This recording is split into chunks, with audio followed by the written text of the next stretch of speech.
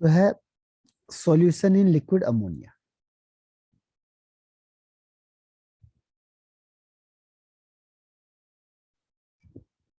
Liquid ammonia, ठीक है। तो लिक्विड अमोनिया में क्या होगा, देखो सबसे पहली चीज है कि रिएक्शन क्या होगी इसकी। तो जैसे मैंने मेटल लिया, प्लस एक्स प्लस वाई, मतलब कोई भी नंबर ले लो, जैसे आप बैलेंस करते हो, NH3 गिव्स, इसमें क्या होगा, यहाँ पे आ जाएगा आपके पास ब्रैकेट में MnH3 का होल x, और ये प्लस, और दूसरा हो जाएगा यहाँ पे NH3 का y, ठीक है। ऊपर आ जाएगा साइन माइनस का, ठीक है।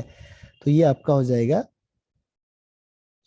इसका, ये मेटल है, मेटल प्लस ये आपका अमोनिया है, गिव्स आपको ये हो जाएगा, प्लस ये आ जाएगा, ठीक है। अब इसको कहते हैं सॉल्वेटेड इलेक्ट्रॉन्स। ये जो इलेक्ट्रॉन है आपका, इसे कहेंगे सॉल्वेटेड या अमोनिएटेड इलेक्ट्रॉन्स।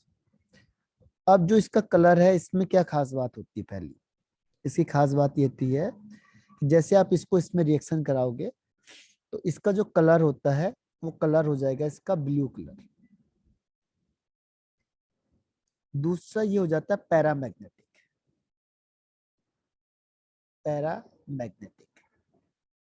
तीसरा इसमें हो जाएगा इसकी हाई रिड्यूसिंग कैपेसिटी हो जाती है, रिड्यूस करने की कैपेसिटी बहुत ज्यादा हो जाती है, हाई रिड्यूसिंग कैपेसिटी। देखो रिड्यूसिंग कैपेसिटी का मतलब क्या होगा, जो दूसरे को रिड्यूस कर दे इजिली से, ठीक है। तो इसमें वो कहता है क्वेश्चन कि अगर जो ये है आपके पास, इसका कलर ब्लू क्यों हो जाता है, या डीप ब्लू क्यों हो जाता है, ठीक है। क्वेश्चन क्या आएगा कि ब्लू या डीप ब्लू कलर क्यों हो जाता है, जैसे आप उसे अमोनिया में मिक्स करते हो। तो इसका मेन रीजन है ये, ड्यू टू अमोनिएटेड या solvated electrons it becomes colour, ठीक है। तो कलर कब होगा, जब इलेक्ट्रॉन होगा, ये जो इलेक्ट्रॉन है सॉल्वेटेड इलेक्ट्रॉन है, इसकी वजह से कलर शो करता है। कभी भी कलर का आपको रीजन बताया था, एक ही होता है, इलेक्ट्रॉन, ठीक है। तो इसे लिख दो सॉल्यूशन इन लिक्विड अमोनिया।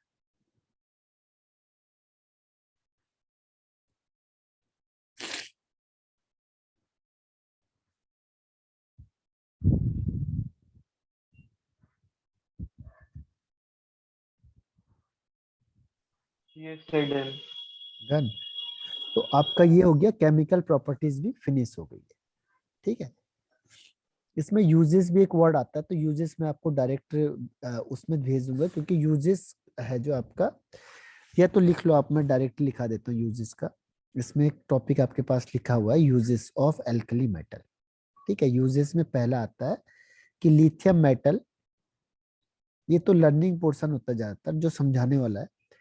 तो जो लिथियम मेटल है is used to make useful alloy, use to make useful alloy.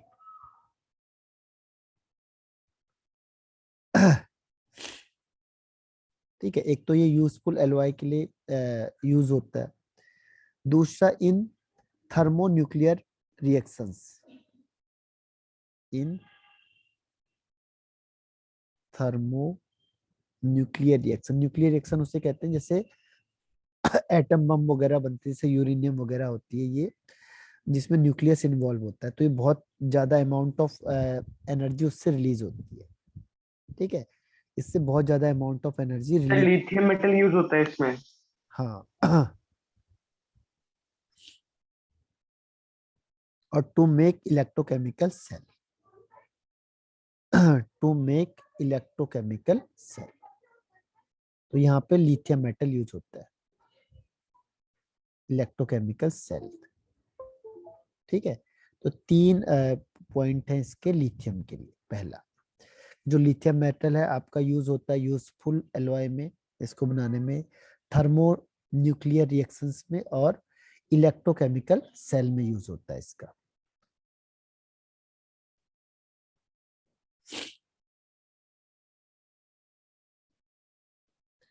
Second है इसमें liquid sodium is used as a coolant, ठंडा करने के काम आता है। जैसे फ्रीज होता है तो फ्रीज में जो CFC अगर कई चीजें होती हैं जो कूलेंट के लिए काम आती है, जो ठंडा करती है। तो ऐसे जो फास्ट ब्रीडर न्यूक्लियर रिएक्टर्स होते हैं, न्यूक्लियर रिएक्टर जैसे वही वाली रिएक्शन हो गई, जैसे यूरेनियम से अगर आप बिजली बना रहे हो, या जो न्यूक्लियर रिएक्शंस हो गए जिसमें बहुत ज्यादा अमाउंट ऑफ एनर्जी निकलती है, तो वो क्या होता है, बहुत ज्यादा हीट अप हो जाता है। उसको ठंडा करने के लिए हम क्या करते हैं, इनको यूज कर सकते हैं। तो न्यूक्लियर रिएक्टर होता है क्योंकि इसमें बहुत ज्यादा अमाउंट ऑफ एनर्जी रिलीज होती है, तो उसको ठंडा करने के लिए हम लिक्विड सोडियम को यूज कर सकते हैं वहां पे। तो ये लिक्विड सोडियम है। Second, liquid sodium is used as a coolant in fast breeder nuclear reactors. Third है इसमें KOH is used as a fertiliser. Fertiliser में हम इसका यूज करते हैं, KOH को हम करते हैं फर्टिलाइजर में यूज। और जो लास्ट पॉइंट है इसमें वो है सीजियम। सीजियम को हम यूज करते हैं, is used in devising photochemical photo electrical cell, जो जैसे जिसके बिजली अपने आप बनते हैं, जो ऑटोमेटिकली आपने देखा होगा स्ट्रीट में लगे होते हैं, या जो सोलर पैनल के थ्रू बनते हैं। ठीक है, तो उसमें हम सीजियम को यूज करते हैं वहां पे, क्योंकि सीजियम क्या करेगा, बहुत जल्दी इलेक्ट्रॉन को लूज कर सकता है, तो ये बेस्ट क्वालिटी का माना जाता है। तो फोटो इलेक्ट्रिक सेल में क्या है, सीजियम को बेस्ट क्वालिटी मानते हैं क्योंकि ये जल्दी इलेक्ट्रॉन को यूज कर देता है। तो 4 इसके यूजेस है। ठीक है, लिथियम है जो यूजफुल एलॉय के लिए या yes sir. Thermo nuclear reaction के लिए यूज होता है। और लिक्विड सोडियम होता है, ये कूलेंट करने के लिए यूज होता है न्यूक्लियर रिएक्टर में। KOH से फर्टिलाइजर में यूज होता है। और जो सीजियम है वो जो डिवाइस होती है कौन सी, फोटो इलेक्ट्रिक सेल की, उसमें यूज होता है। तो ये आपका हो गया यूजेस ऑफ एल्कली मेटल।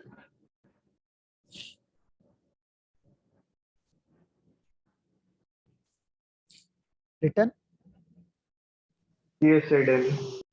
अब नेक्स्ट हेडिंग लिखना है NMLS behaviour of lithium. NMLS behaviour of lithium. देखो जो छोटे ग्रुप छोटे मेंबर होंगे अपने अपने पीरियड के ग्रुप के, वो क्या करेंगे, NMLS बिहेवियर शो करते हैं, औरों से हट के बिहेवियर शो करेंगे, डिफरेंट बिहेवियर शो करते हैं। ठीक है, NMLS behaviour of lithium. Lithium है जो अपने ग्रुप से डिफरेंट बिहेवियर शो करता है, तो उसका रीजन क्या है। Lithium show different behaviour as compared to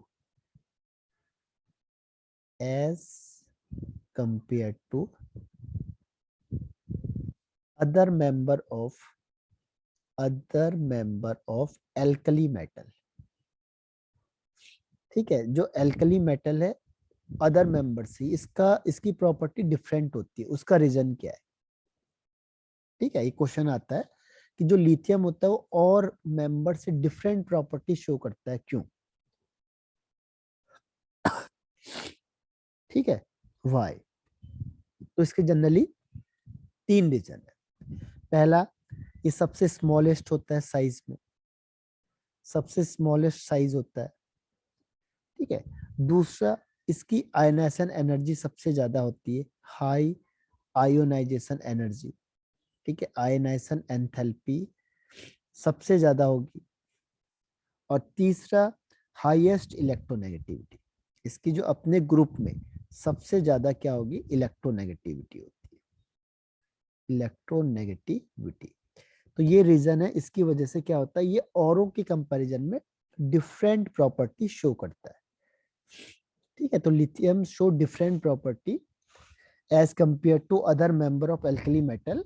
reason तो 3 रीजंस आर देयर। पहला स्मॉलेस्ट साइज होता है, दूसरा हाई आयोनाइजेशन एंथैल्पी होती है, and third one is highest electronegativity. ठीक है, इसकी वजह से ये औरों से डिफरेंट प्रॉपर्टी शो करेगा।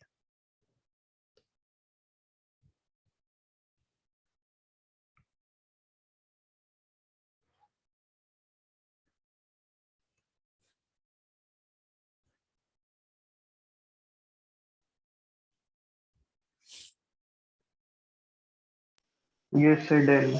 डन। ठीक है, अब इसके आगे है देखो, अब इसमें ये कहता है कि कौन सी ऐसी प्रॉपर्टी होती है जो ये उससे डिफरेंट शो करेगा। ठीक है,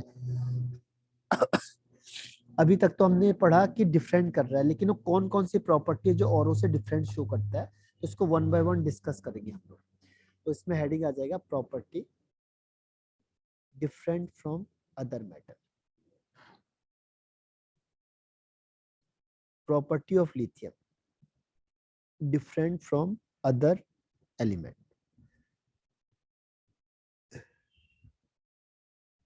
अदर एलिमेंट।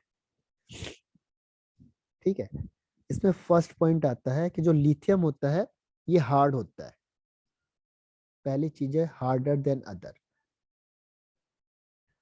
दूसरे से ज्यादा हार्ड होता है ये। ठीक है, ये दूसरों से ज्यादा हार्ड होगा। और इसका रीजन क्या है, देखो इसका रीजन है कि इसमें स्ट्रॉन्ग मेटेलिक बॉन्डिंग हो, क्योंकि छोटा साइज होता है। छोटा साइज होगा तो क्या होगा, स्ट्रॉन्ग मेटेलिक बॉन्डिंग हो जाएगी। स्मॉल साइज की वजह से क्या है, स्ट्रॉन्ग मेटेलिक बॉन्डिंग हो जाएगी। तो स्ट्रॉन्ग मेटेलिक बॉन्डिंग की वजह से क्या होगा, ये हार्ड होगा। जितनी बॉन्डिंग स्ट्रॉन्ग होगी उतना वो हार्ड हो जाएगा। पहला। ठीक है, दूसरा है react with nitrogen. React with nitrogen to form nitrites. बाकी और कोई नहीं बनाते टू फॉर्म नाइट्राइट्स। बाकी औरों में से कोई भी नाइट्रोजन के साथ रिएक्शन नहीं करेगा, केवल लिथियम है वही क्या करता है, नाइट्रोजन के साथ रिएक्शन करेगा, बाकी नहीं करते। ठीक है, बाकी जो और एलिमेंट है वो नाइट्रोजन के साथ रिएक्शन नहीं करेंगे, केवल लिथियम ही क्या करता है, नाइट्रोजन के साथ रिएक्शन करेगा और ये बना देगा लिथियम नाइट्राइट। ये रेस्ट नहीं करेंगे।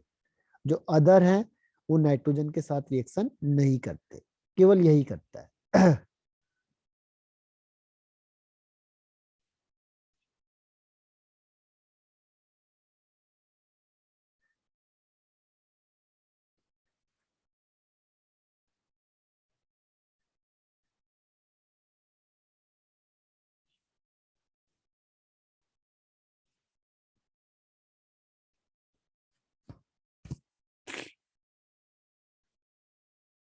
Yes sir, done. अब थर्ड पॉइंट आता है इसमें कि लिथियम के कंपाउंड जैसे मैंने कहा लिथियम कार्बोनेट हो गया, या लिथियम फ्लोराइड हो गया, या लिथियम सल्फेट हो गया, या लिथियम फॉस्फेट हो गया, ये कोई भी हो। ठीक है, लिथियम वाले कोई भी होंगे, ये क्या है, इनसॉल्युबल होते हैं वाटर में। Insoluble in water. Insoluble in water, ये वाटर में सॉल्युबल नहीं होते। लेकिन अदर्स वाले, अदर्स के अदर्स जैसे मैंने कहा सोडियम का, चाहे सोडियम के कोई भी ले लो आप, NaF, NaSO4 या Na3PO4, ये सॉल्युबल होते हैं। अदर्स वाले क्या होते हैं, सॉल्युबल होते हैं वाटर में। लेकिन जो लिथियम का है, लिथियम का इनसॉल्युबल होगा। बाकी अदर्स का कोई भी क्या होगा, सॉल्युबल होगा वाटर में। तो जो भी ये कंपाउंड लिथियम के कंपाउंड बनेंगे ये वाटर में इनसॉल्युबल होते हैं, क्योंकि इनका कोवेलेंट कैरेक्टर ज्यादा होता है। They are insoluble in water, water में इनसॉल्युबल होते हैं। बाकी के और मेंबर होते हैं ये वाटर में सॉल्युबल होते हैं। तो ये दोनों में डिफरेंस आ गया।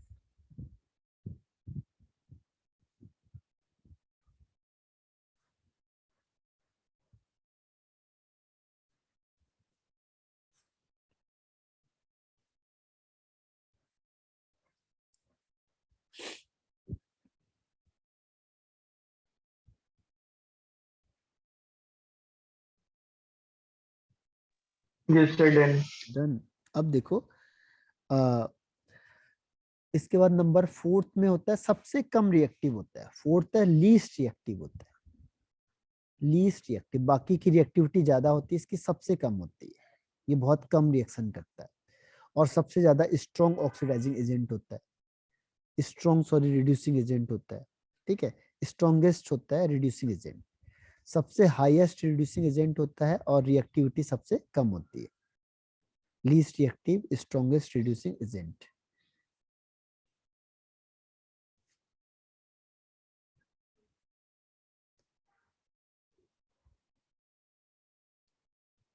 इसके बाद आता है नेक्स्ट वाला कि जो लिथियम क्लोराइड होता है, लिथियम क्लोराइड इज डेलिक्विसेंट।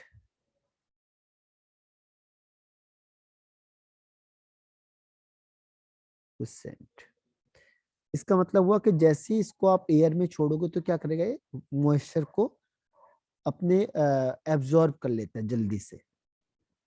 ठीक है, crystallises as lithium chloride and 2s2, जो मॉइस्चर होगा उसे तुरंत क्या करेगा, एब्जॉर्ब कर लेगा। तो इसकी जो एब्जॉर्बिंग टेंडेंसी होती है वो सबसे ज्यादा होती है, बाकी ऐसा नहीं कर सकते। जो अदर्स होते हैं, अदर्स वाले do not form hydrides. Other के जो मेटल क्लोराइड होते हैं, क्लोराइड होते हैं जो, ठीक है, मेटल क्लोराइड, वो डू नॉट फॉर्म हाइड्राइड्स, वो नहीं बना पाते। तो इसीलिए एक वर्ड आता है इसमें डेलिक्विसेंट का मतलब होता है जैसे ही मॉइस्चर होगा, मॉइस्चर से तुरंत क्या करेगा, वाटर को एब्जॉर्ब कर लेगा, हाइड्रेट्स। बाकी नहीं कर सकते, केवल यही कर सकता है लिथियम का ही।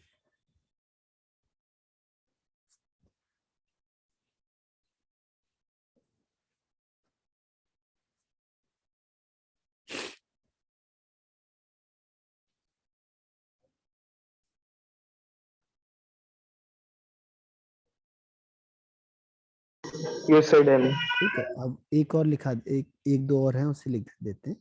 एक है जो लिथियम नाइट्रेट है, अगर आप इसे हीटिंग करोगे तो ये बन जाता है लिथियम ऑक्साइड। ठीक है, लिथियम ऑक्साइड। लेकिन बाकी के अदर्स के करोगे आप, अदर्स जैसे सोडियम का किया आपने, तो सोडियम को अगर आप हीटिंग करो तो ये बनाता है नाइट्राइट। ठीक है, ये नाइट्रेट से किस में चेंज हो जाता है नाइट्राइट में। ये नाइट्रेट से चेंज हो जाता है नाइट्राइट में, अदर्स वाले नाइट्राइट, नाइट्राइट्स। लेकिन जो लिथियम का नाइट्रेट होता है वो किस में चेंज हो जाता है, ऑक्साइड में। लिथियम का जो होता है ये ऑक्साइड में चेंज होता है, बाकी सब नाइट्रेट नाइट्राइट में चेंज हो जाते हैं। ठीक है, केवल लिथियम का ही होता है जो ऑक्साइड में चेंज होगा, बाकी का कोई भी ले लो, जैसे मैंने कहा के NO3 लिया आपने, इसको चेंज करेंगे तो बन जाएगा KNO2, यानी कि ये किस में चेंज हो गया, नाइट्रेट से नाइट्राइट में चेंज हो गया। ठीक है, ये हो जाएगा नाइट्रेट टू नाइट्राइट। ठीक है, अभी आ जाता हूँ बस 2 मिनट। नाइट्राइट, ठीक है तो कोई भी आप लोगे इसके अलावा Yes sir. तो वो नाइट्राइट में चेंज होगा लेकिन जो लिथियम का है वो केवल ऑक्साइड में चेंज होगा। Okay sir. और इसका लास्ट पॉइंट इसमें आता है, last point is by carbonate and carbonate. देखो बाई कार्बोनेट का मतलब हो गया HCO3, इसे कहते हैं लिथियम बाई कार्बोनेट। हो जाएगा lithium lithium by carbonate, by carbonate. ठीक है, लिथियम बाई कार्बोनेट। अगर आप इसे हीटिंग करोगे, या अगर आपने लिथियम कार्बोनेट है, अगर आप इसे हीटिंग करते हो तो आपको क्या मिलेगा, आपको मिलेगा ऑक्साइड। ठीक है इसमें अगर आप हीटिंग करोगे तो ये मिलता है आपको ऑक्साइड। और जनरली ये क्या होते हैं, जो लिथियम के, बाकी का नहीं होता, लेकिन जो लिथियम का ऑक्साइड कार्बोनेट और बाई कार्बोनेट होते हैं वो अनस्टेबल होते हैं। लेकिन ध्यान रखना, लिथियम का कार्बोनेट और बाई कार्बोनेट क्या होते हैं, अनस्टेबल होते हैं। लिथियम के बाइकार्बोनेट एंड कार्बोनेट क्या होता है, अनस्टेबल होता है, बाकी सबका स्टेबल होता है। ठीक है, लिथियम का कार्बोनेट और bicarbonate is unstable and on heating it gives lithium oxide. तो ये आपका औरों के रिस्पेक्ट में डिफरेंट प्रॉपर्टी है लिथियम की।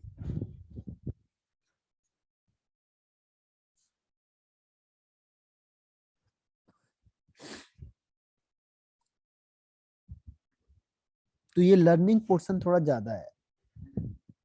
Okay sir. हाँ, तो इसमें एक प्रॉपर्टी, एक है आपका डायगोनल रिलेशनशिप और एक है आपका ऑक्साइड हाइड्रोक्साइड वाला।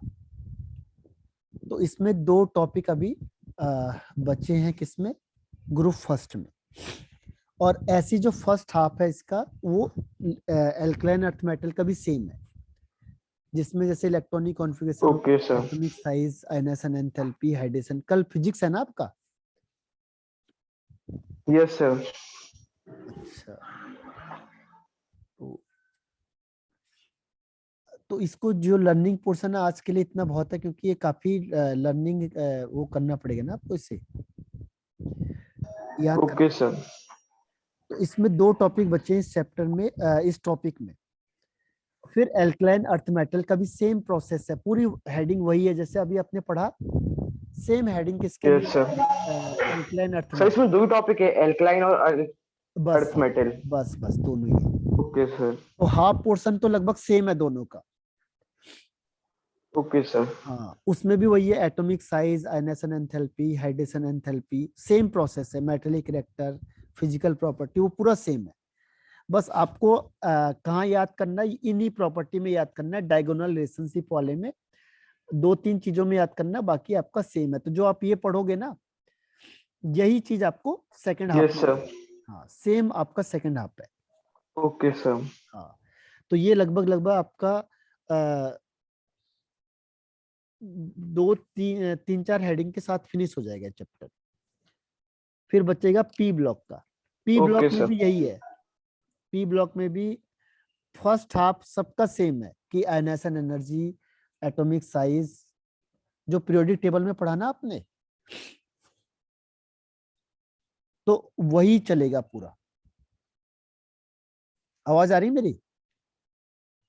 Yes sir. हाँ, तो पीरियोडिक पी ब्लॉक का भी पूरा वही है, आगे की चीज अलग है बस। Okay sir. ठीक, हाँ, तो इसे याद कर लेना बस। ठीक है, कोई यस सर। कोई डाउट है तो उससे पूछ लो, अगर यहाँ तक में कोई डाउट है। Okay sir. है कोई डाउट? नो सर, डाउट नहीं है अभी। ठीक है, ठीक है फिर, है ना आज के लिए। Okay, thank you sir. Okay.